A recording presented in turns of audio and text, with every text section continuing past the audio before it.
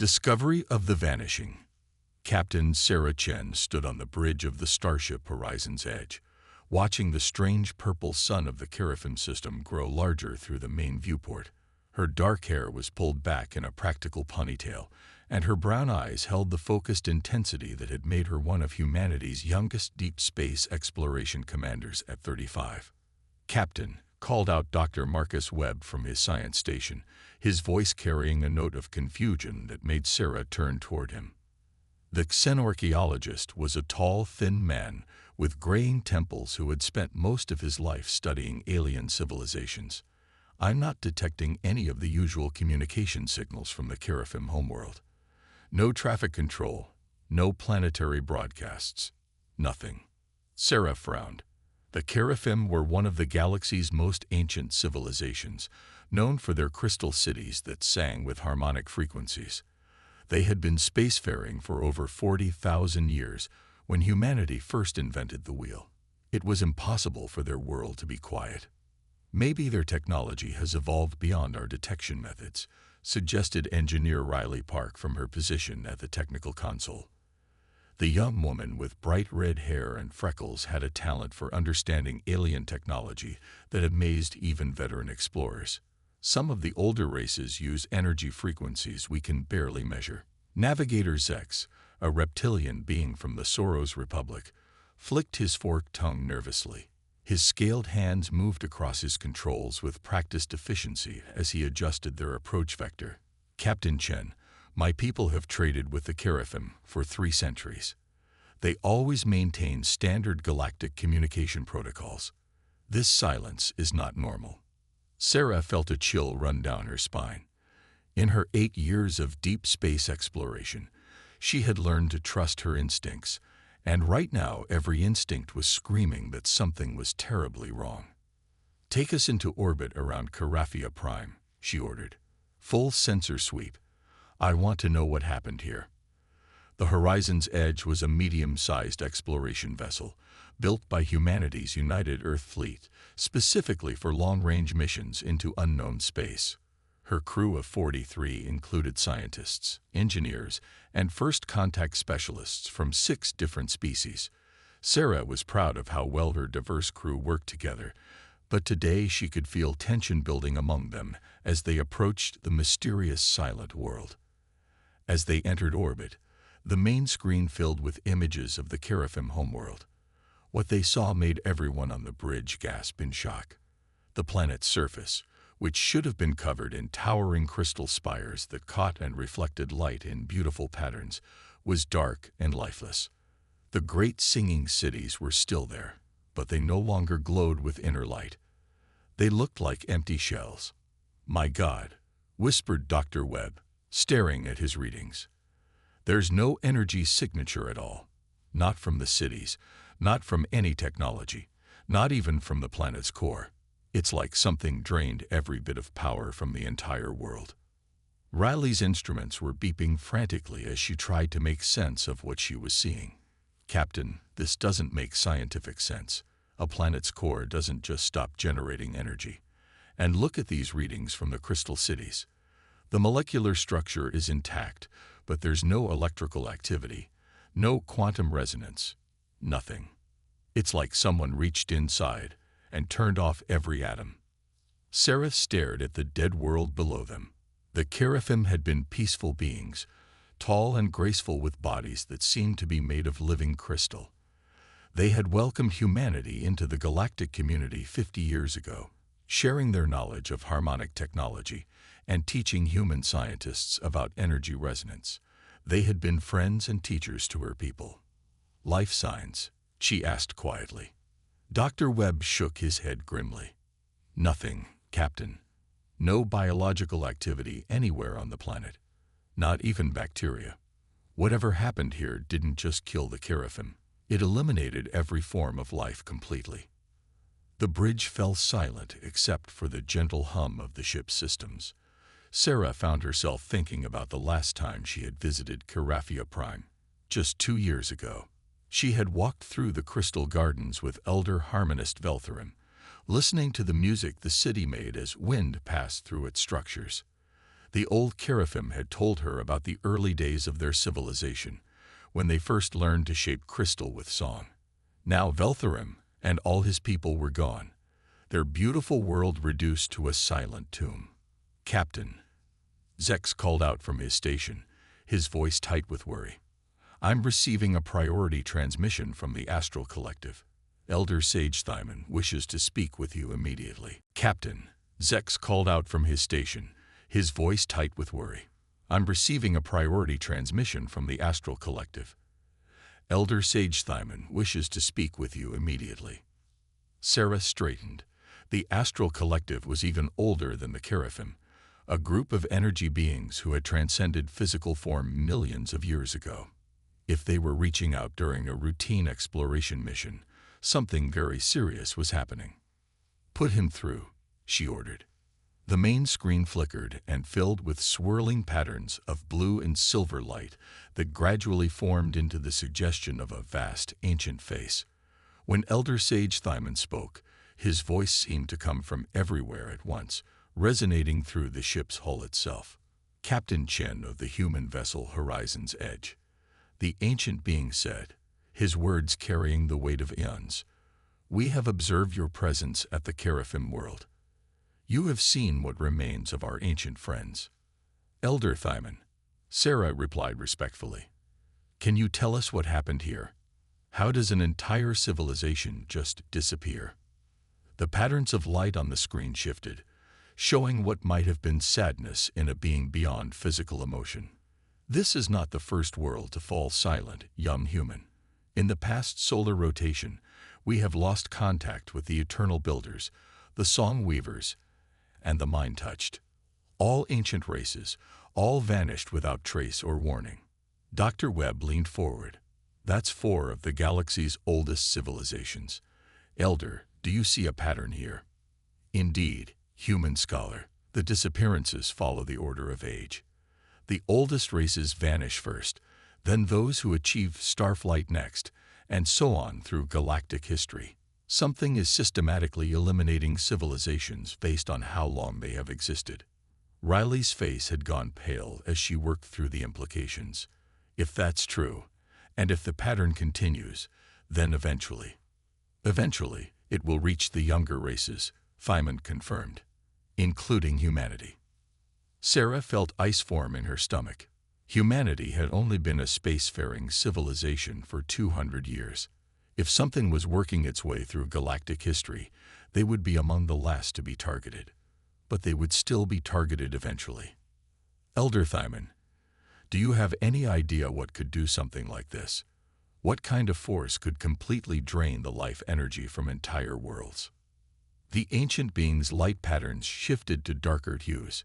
"We have searched our oldest memories, consulted records from the dawn of galactic civilization. There are legends, stories of something that existed before the current cycle of life in this galaxy. Entities that fed on the energy of living worlds, that consumed entire star systems before moving on to fresh hunting grounds." Zex's scales had turned a darker shade of green, which Sarah knew indicated extreme fear in his species. "Legends, Elder, you mean these things might be real? The universe is vast and old, reptilian navigator. Many things that seem impossible to young civilizations are merely sleeping. We had hoped these particular legends would remain just stories, but what we see here suggests otherwise." Dr. Webb was frantically accessing his databases. "Elder Thyman, the civilizations that have vanished, do they have anything else in common besides age? Similar technology, territory, anything?" They were all what you might call energy civilizations, races that had learned to manipulate fundamental forces to draw power directly from stars or quantum fields. The more advanced their energy technology, the more completely they vanished. Sarah began to pace, her mind racing. So whatever is doing this is attracted to advanced energy manipulation. It's hunting the most powerful civilizations first, working its way down through history. That is our theory, Captain Chen. And we fear that this enemy may be something our galaxy faced once before, in the distant past. Something that was defeated but not destroyed, only sent to sleep between the stars. Riley suddenly looked up from her console, her face excited despite the grim situation. "Captain, I'm detecting some kind of energy residue around the planet. It's faint, but there's definitely something artificial about it, like an echo of whatever technology was used here. Can you analyze it?" Sarah asked. "I'm trying, but it's unlike anything in our databases. The quantum signature is completely alien, and it seems to exist partially outside normal spacetime. If I didn't know better, I'd say it was extradimensional." Elder Thymon's presence suddenly intensified, the light patterns on the screen becoming brighter and more agitated. "Extradimensional, you say? Young engineer, this is significant. The old legends speak of beings that existed between dimensions, that could reach across the barriers between realities to feed on the life energy of entire worlds." "Captain," Thymon said, and for the first time there was something like hope in his ancient voice, "your species continues to surprise us. Most races, when faced with such overwhelming threat, would think first of their own survival. We learned a long time ago that survival isn't worth much if you have to sacrifice everything that makes life worth living." Sarah replied, "Besides, we humans have a saying, no one fights harder than someone defending their home. And this galaxy has become our home too." As the horizon's edge prepared to leave the dead Seraphim world behind, Sarah took one last look at the dark crystal cities below. Somewhere out there, beyond the rim of known space, ancient horrors were stirring. Things that had slept for millions of years were awakening hungry, and they were coming for every living world in the galaxy. But they had never faced humanity before. And if there was one thing her species had proven time and again, it was that they didn't give up, even when the odds seemed impossible. The Veil Wraiths might be ancient and powerful, but they were about to learn what it meant to threaten the human race and their friends among the stars. The real war was just beginning, fighting the ancient devourers. 3 weeks after the discovery of the dead Seraphim world, Captain Sarah Chen stood in the main conference room aboard the massive space station Unity's Hope, surrounded by representatives from 37 different civilizations. The emergency gathering had been called in the Nexus sector, a neutral zone where the galaxy's various species often met to discuss trade and diplomacy. Now they were here to discuss survival. The room buzzed with dozens of different languages as beings of every imaginable shape and size debated frantically. Crystalline entities that communicated through light pulses argued with gas cloud beings who spoke in electromagnetic frequencies. Insectoid creatures clicked their mandibles at reptilian diplomats, while mechanical eyes processed data streams faster than organic minds could follow. Sarah watched them all with growing frustration. For 3 weeks, she and her crew had traveled from system to system, showing evidence of the Veil Wraith attacks and warning every civilization they could find. The response had been exactly what Elder Thymon had predicted: disbelief, panic, and in some cases, complete denial. "The pattern is accelerating," Dr. Webb reported to the assembly, his voice amplified by the station's translation systems. "We've now confirmed the disappearance of 12 ancient civilizations: the Thousand-Year Empire, the Star Singers, the Metal Hearts Collective, all gone. Their worlds drained of energy, their people vanished without a trace." A tall, pale humanoid from the ethereal dominion raised one of her 4 arms. "Dr. Webb, you ask us to believe in monsters from children's stories. Where is your proof that these Veil Wraiths actually exist? Perhaps these civilizations simply chose to leave this galaxy for reasons of their own." Sarah stepped forward. "Ambassador Lyrina, with respect, entire civilizations don't just pack up and leave their homeworlds as empty husks. We've analyzed the energy signatures left behind. Something is systematically draining the quantum life force from these worlds." "Quantum life force," scoffed General Crox of the Battleshard Empire, his scared exoskeleton gleaming under the conference room lights. "Pseudo-scientific nonsense.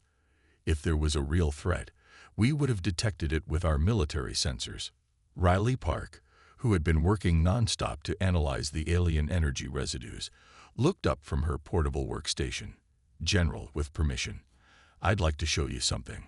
She activated a holographic display that filled the center of the room with swirling patterns of dark energy.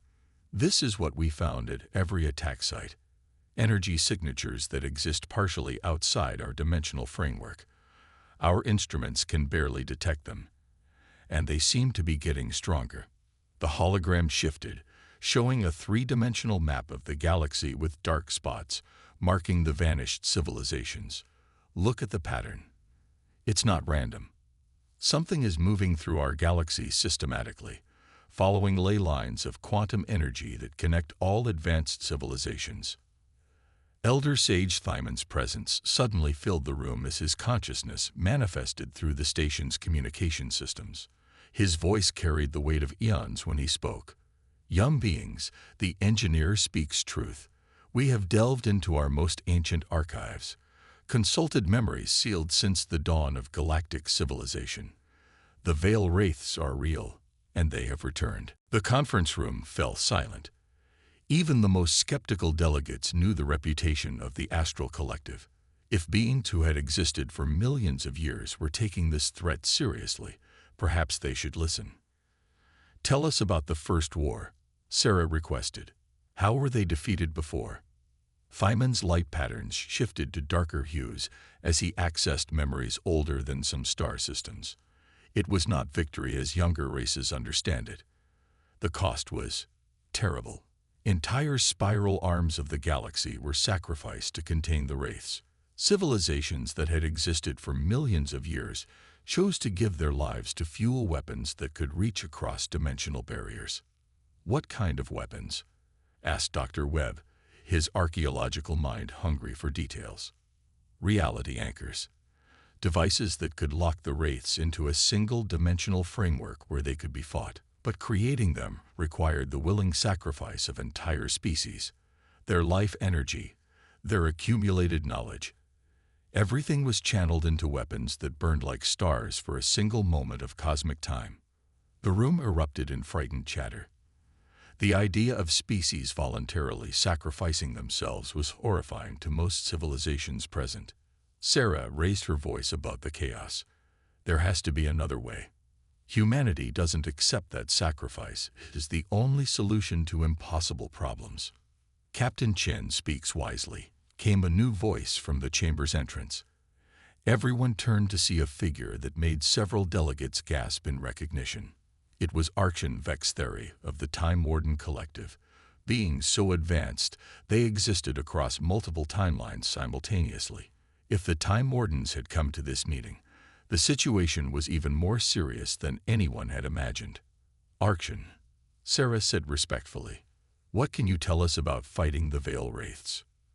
The Time Warden's form shifted between several possible futures as he spoke. "We have observed multiple potential timelines, Captain. In most, the galaxy falls to the Wraiths within 50 standard years. But in a small few, there is victory. And in every successful timeline, humanity plays a crucial role."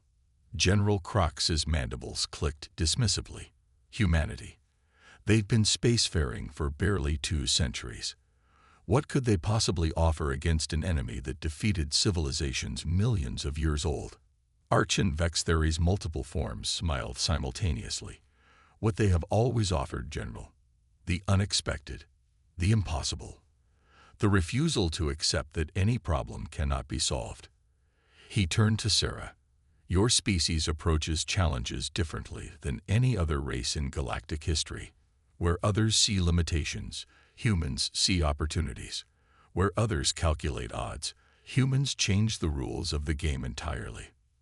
Riley suddenly looked up from her workstation, her eyes bright with excitement. "Captain, I think I know what he means. I've been studying the quantum signatures of the Veil Wraith attacks, and I noticed something. Their energy absorption isn't perfect. There are tiny fluctuations, moments where their dimensional anchoring becomes unstable." "Explain," Sarah said, moving to look at Riley's calculations. "The Wraiths exist partially outside our reality, right? That's what makes them so hard to fight. But when they feed on energy, they have to establish a connection to our dimension. For just a few nanoseconds, they become vulnerable to quantum feedback. Dr. Webb frowned. Quantum feedback? Riley, are you suggesting we could turn their own feeding process against them? Exactly. Riley's voice rose with enthusiasm.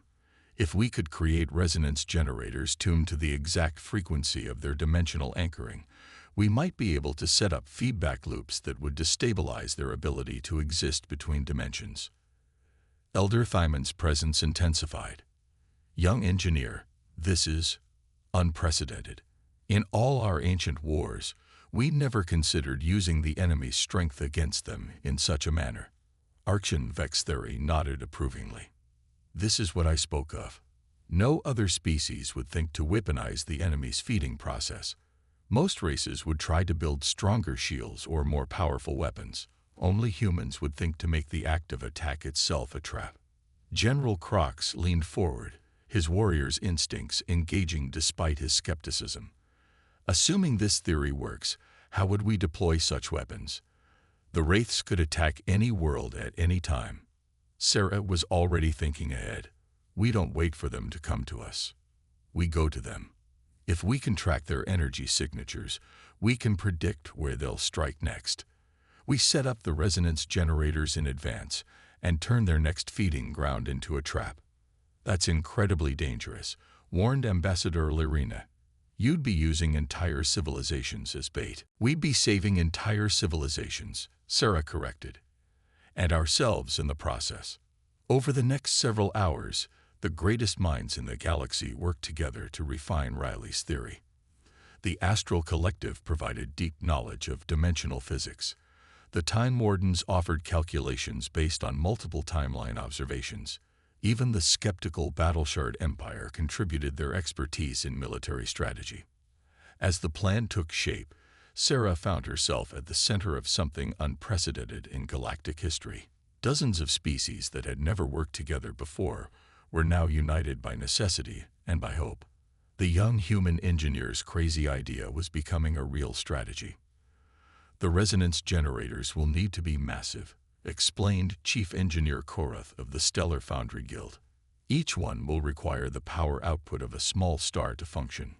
We can provide that, offered the Plasma Shepherds, beings who lived inside stellar cores. Our people can channel stellar energy directly into your devices. Transportation will be the challenge, noted Fleet Admiral Zarathic of the Void Rangers. Moving equipment that large across the galaxy without the Wraiths detecting it will require coordination on a scale never before attempted. Sarah looked around the room at the faces of dozens of species, all working together despite their differences. Then we'll coordinate. We'll move like a single organism, each species contributing what they do best. As the conference continued through the station's night cycle, a plan emerged that was audacious even by human standards. They would track the Wraiths to their next target, evacuate the civilian population if possible, and turn the entire system into a massive trap. The resonance generators would be hidden inside dead moons and asteroids, powered by stellar energy and triggered by quantum sensors that could detect the moment the Wraiths began to feed. 3 days later, the largest fleet in galactic history assembled in the Carafin system, above the still silent crystal cities. Over 2,000 ships from 43 different civilizations, each contributing their unique capabilities to the desperate gambit. Sarah stood on the bridge of the horizon's edge, now serving as the flagship for the combined fleet. Around her, the bridge crew had been expanded to include specialists from a dozen different species. Dr. Webb worked alongside Carafim archaeologists who had been off-world when their civilization vanished. Riley collaborated with engineers whose species had been building impossible machines for millions of years. Captain, reported Navigator Zex, his scales now showing the silver patterns that indicated fierce determination in his people. All ships are in position. The resonance generators are active and hidden throughout the system. Quantum sensors are online, added Chief Sensor Operator Thys, a crystalline being whose natural abilities had been enhanced with human technology. We'll detect the Wraiths the moment they begin to manifest in our dimensional space. Sarah nodded, feeling the weight of responsibility on her shoulders. If this plan failed, it wouldn't just be humanity that paid the price. Every civilization in the galaxy was counting on them. All ships, this is Captain Chen. She broadcast to the fleet. We're about to face an enemy that has terrorized the galaxy for millions of years. They've destroyed civilizations that were ancient when our own species were still learning to use fire. But today, we're going to show them something they've never seen before. Today, they're going to learn what happens when the galaxy fights back as one. The sensors suddenly screamed warnings as reality began to tear at the edge of the system. Dark shapes that seemed to absorb light itself began emerging from holes in space-time. The Veil Wraiths had arrived, drawn by the lingering energy signatures of the dead Seraphim world. Sarah watched in horrified fascination as the first Wraith fully manifested. It was enormous, larger than a battleship, and seemed to exist in too many dimensions at once. Looking directly at it made her eyes water, and her brain struggle to process what she was seeing. Steady, she called to her crew as more Wraiths appeared. Wait for them to begin feeding. The alien horrors moved toward the dead planet below, extending tendrils of dark energy that reached into the quantum foundations of reality itself. They were trying to drain the last traces of life energy from the world, to consume even the memory of the civilization that had once thrived there. Now, Riley shouted as her instruments detected the dimensional anchoring.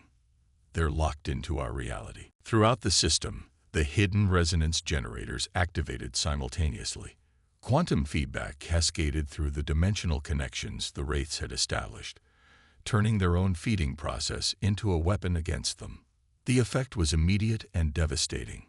The Wraiths' forms began to flicker and distort as the feedback loops disrupted their ability to exist between dimensions.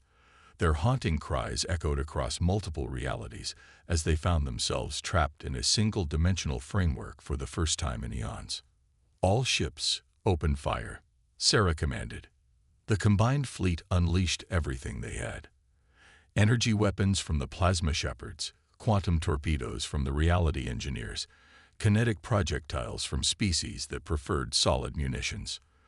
For the first time in galactic history, the Veil Wraiths were vulnerable to conventional weapons.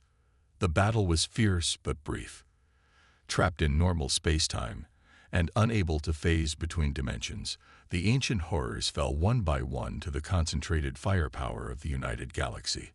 As the last Wraith dissolved into quantum static, a cheer went up from every ship in the fleet. But Sarah knew this was just the beginning.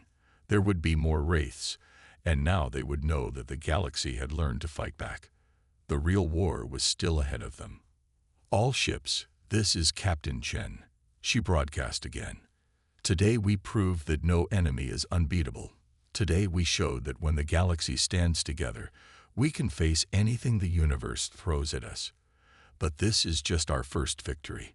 We have work to do. As the fleet prepared to hunt down the remaining Veil Wraiths, Sarah looked out at the slowly healing fabric of space-time where the ancient horrors had been destroyed. Humanity had been spacefaring for only 2 centuries, but they had just helped save civilizations millions of years old. The galaxy would remember this day as the moment when the youngest race in known space proved that age and power weren't everything. Sometimes, all it took was a fresh perspective and the refusal to accept that any problem was unsolvable. The stars were no longer falling silent. They were singing with the voices of every species that had chosen to fight rather than surrender. And leading that chorus was the young, stubborn, impossibly determined voice of humanity, proving once again that they belonged among the stars.